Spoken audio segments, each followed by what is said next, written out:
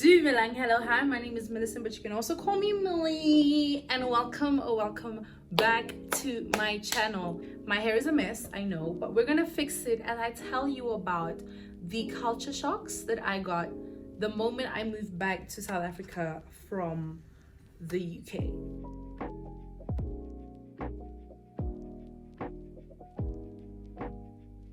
Okay, so I'm just gonna be doing my hair as I tell you guys the story. I'm South African, right? I grew up, born and raised in South Africa, and then I decided to go to uni in the UK. So I went to Cardiff University, and yeah, I was there. I was in the UK for let's say 4 years, round it up, 4 years. Cool. So I became a British babe, so I can actually just like switch to like a British accent and then just be like, all right, let's not take the piss, yeah, let's just not move mad and be for real, right? So hence I always get comments that my accent sounds a bit, because I was there for so long, I can code switch basically. So when I'm in South Africa, I don't like the people being like, girl, what you talking about? Hey, ho, ho, ha, ha.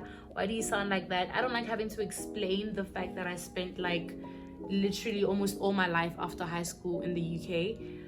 So like, just give me a break, child. When I'm in the UK, I also don't like explaining, oh, where are you from? Oh, that's a lovely accent. Oh, South Africa?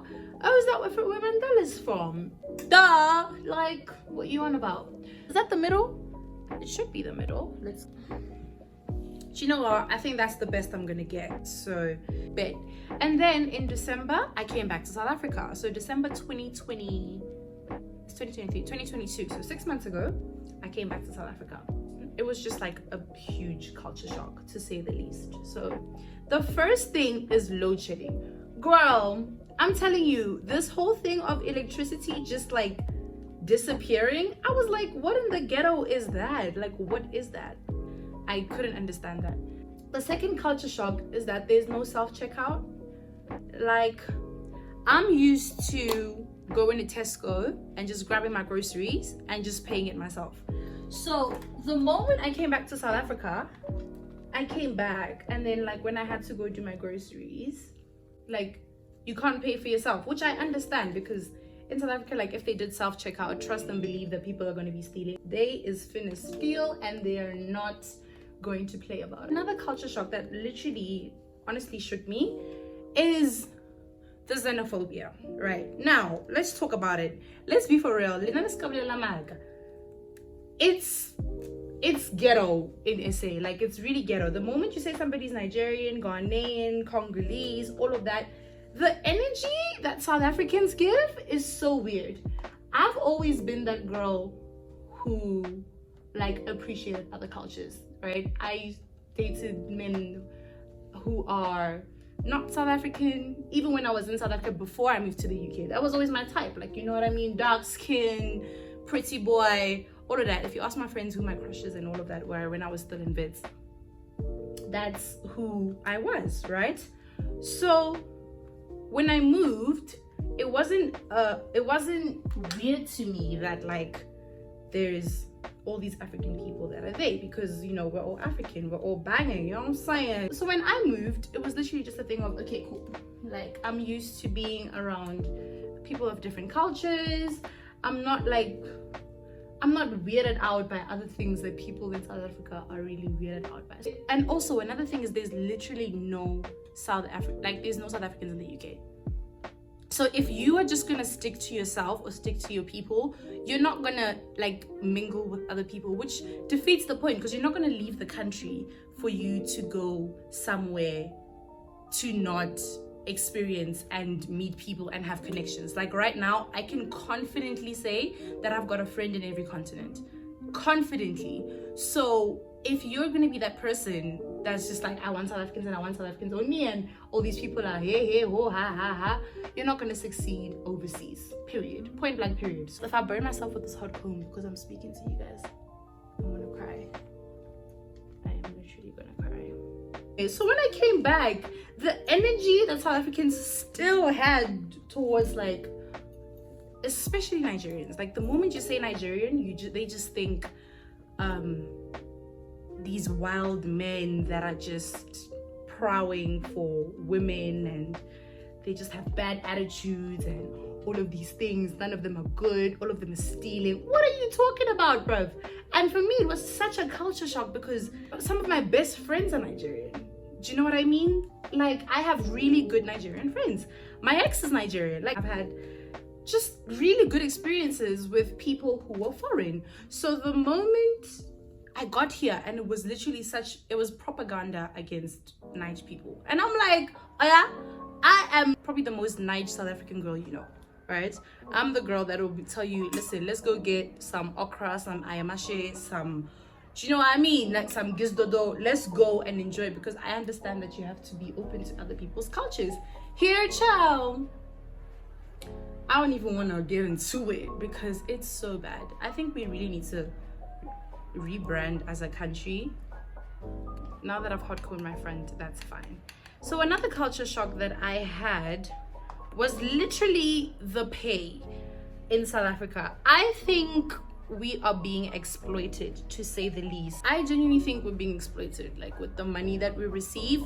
I'll give you guys an example and I'll be transparent in my exampling.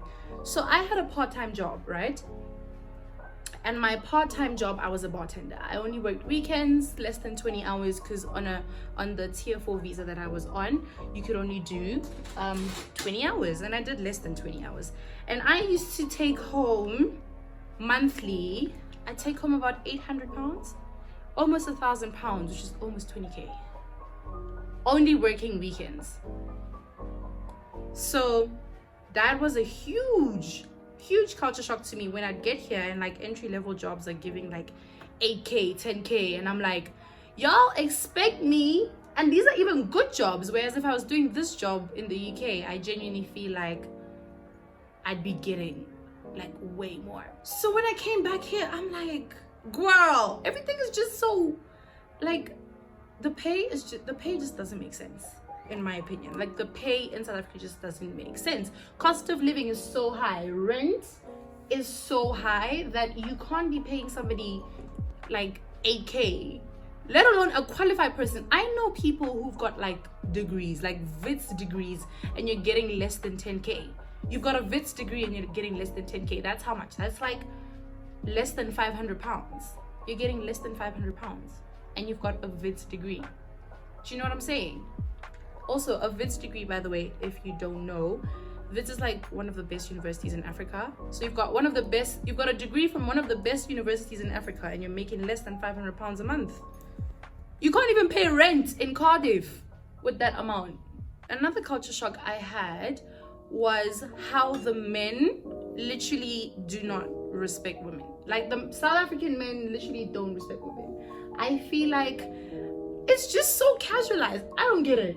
I do not get it. Like, how are you behaving? I think I went on the most dates when I was in the UK, purely because I think British men can understand the fact that, like, listen, you're not gonna, am I boo-boo the fool? Are you actually dumb? You wanna link me? You wanna link me and you don't even wanna take me on a date? Come on, bruv. The men here are just so rude and they're just so entitled. I don't know why I am surprised about the entitlement of the men in South Africa, because the behavior and like the gender-based violence is already off the charts. So I don't know why I'm surprised, but like, it's honestly so bad. It's honestly so bad. Like, I look at how some people respond or how some people behave, and I'm like, is this human behavior? Are you a man? Are you a real man? Girl, I don't think I was exposed to it as much when I was in the country. So when I came back, and I'm so used to gentlemen and people who respect your wishes and people who are respectful in general, it was a given. And then on a more positive note, a good culture shock, which I had forgotten, and I think I had to go back into learning how to behave like that, is people are generally friendly. Like, South Africans are generally very friendly people. So if you're in the elevator, they'll smile, they'll say hello. Strangers smiling in the street as they're walking. That doesn't happen in the UK. Like, in the UK, you mind your own business, you do what you gotta do, and you face your fronts. You face your fronts and you keep going. If you're in the lift, mind your business. You are not going to speak to anybody. So I'm not going to do this without my glasses. I'm so sorry. Y'all just gonna have to firm it, right? I just need to put my glasses on quickly to just see the line I'm trying to open. But I'm literally not going anywhere. I'm just gonna be going home. So I just want my hair to look decent. Or like on my way home. I need mascara for this. So let me tell you guys a life hack. If you've got like a balding kind of thing, you just take mascara and you just use it over there. I don't have the mascara here, so we're just gonna have to ignore it, right? It's like, oh my goodness, like people are actually nice. Like you can actually ask for help. Whereas in the UK, why are you asking for help? Why don't you just figure yourself out? Do you know what I'm saying? Like actually get your ish together. Chelsea, come on now. Chelsea, come on now. Those are just like a few of the life hacks that I experienced when coming back. Like the money, the men, just people being nice in the streets and stuff like that. So got a couple more. I just didn't have enough time because like my hair was basically done and I want to go home. So let me know if you want to know more. Let me know if you want to know the culture shocks I had from moving to South Africa to the UK, because they were a lot. Like guys, imagine moving and you don't even know like what a clicks equivalent is or a discount equivalent is. I didn't know what Boots was. Like I did not know what Boots was. I didn't know what Superdrug was. I had to walk in there and just firm it. I think you really need a lot of confidence moving to a whole other country at 18. Nobody can tell me nothing. Guys, this hair is so gorgeous.